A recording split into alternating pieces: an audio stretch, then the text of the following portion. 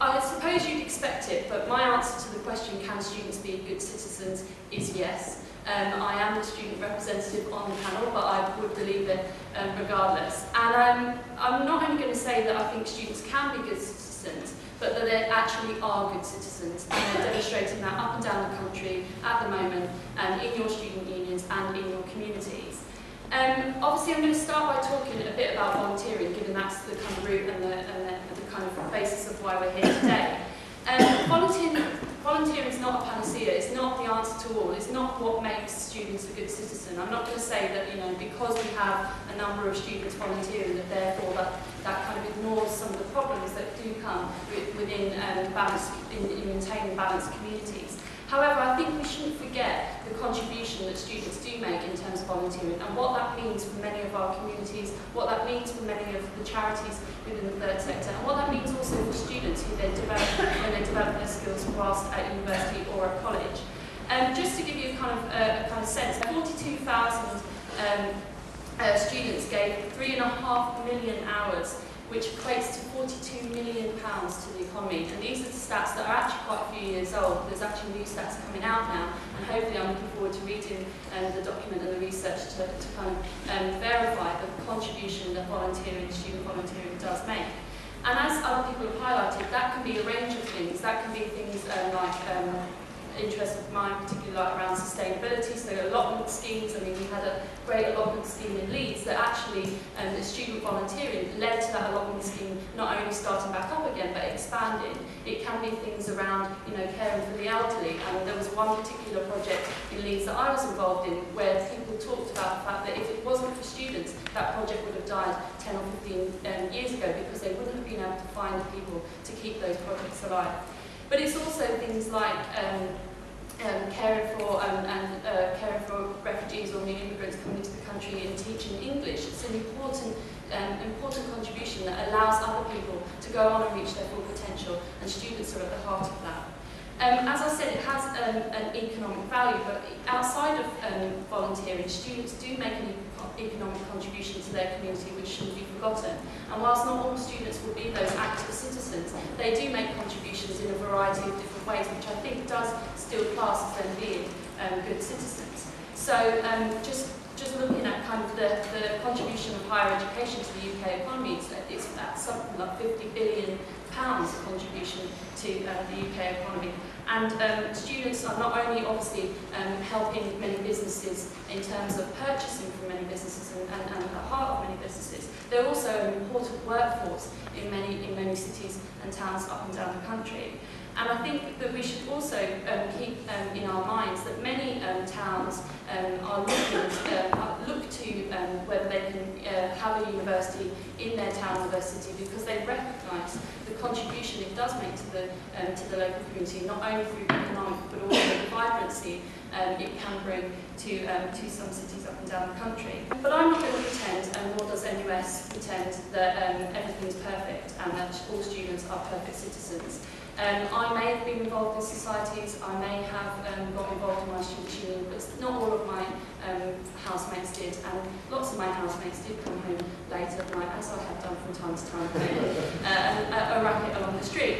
And whilst many do volunteer, not everybody does volunteer, and many still exist within their own bubble. They come to university or come to college and will only go to their lectures, will only go to the nights out, and then not come into the student union or participate. And this is something that obviously is of concern to us in student unions, but also in NUS. How can we get more people participating? How can we make sure that people recognise the importance of being involved and what that can mean for them in terms of the opportunities it can open up, but also their own personal development?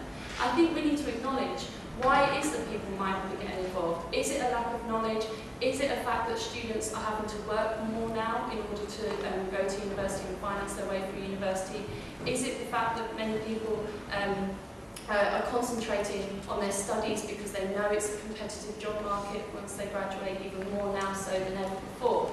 So I think when we look at why it is that, whilst we recognise that students, not all students are perfect citizens, we need to also look at why that may be and what barriers can we break down as NUS, as student unions, as universities, as the third sector and volunteering organisations. What barriers can we break down to make sure that more and more of our members are getting involved? But however, I'm going to address the kind of antisocial behaviour aspect, because I do know that, I lived in Leeds there, I lived in Headingley my first year, I lived in Hyde Park, which are the two big student areas in which the HMO lobby kind of came out of. And there are a number of, there was a rise and an increase in pubs, there were an increase in takeaways, there was a change in nature within the Leeds community. And this, whilst it has positive impacts in terms of those businesses succeeding, it does obviously lead to tensions within the community. This is why NUS has kind of taken brave steps to say that things like, we call for the end of activities like carnage, those drink-fueled activities that run right through cities and towns. We are lobbying for a minimum price on alcohol. We are looking for ways to ensure that our student unions are more responsible in their activities. But we should also recognise that this is not something that's exclusive to students. Some of the biggest problems I had with antisocial behaviour when I lived in Leeds was actually from other people within the community and not just from students.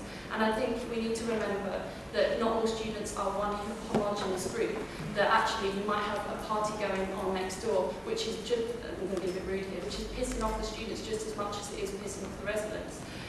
So I think that we need to remember that antisocial behaviour should be dealt like antisocial behaviour, and that it's not down to legislating where people can and can't live that's going to bring an end to those tensions within the local community. Mike is right when he says that students, if you look at the traditional kind of what is citizenship and you judged it on voting records, then students in many places up and down the country would fail on that mark. Students, nearly 15% of the voting population, yet our participation in elections is pretty poor.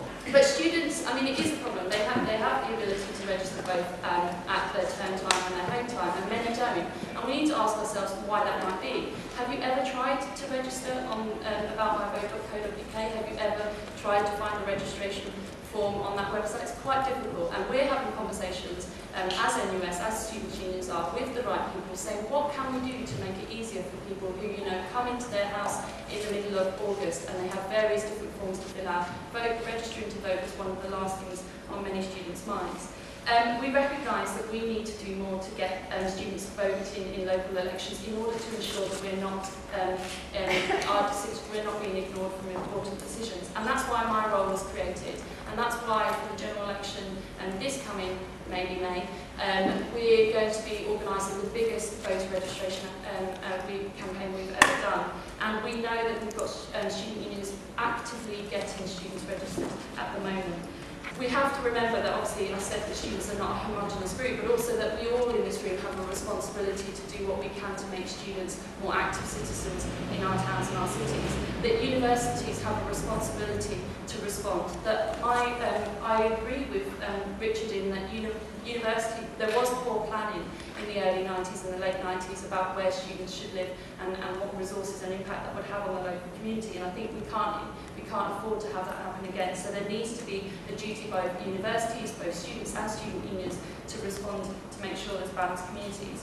But it's all about cooperation and partnership, and I think I would urge anyone here who is in from a city or from a town with a large population to get involved with your student union, to find out who those people are and to establish a relationship. And that's what we're doing in NUS, and that's what I hope and this discussion can lead to.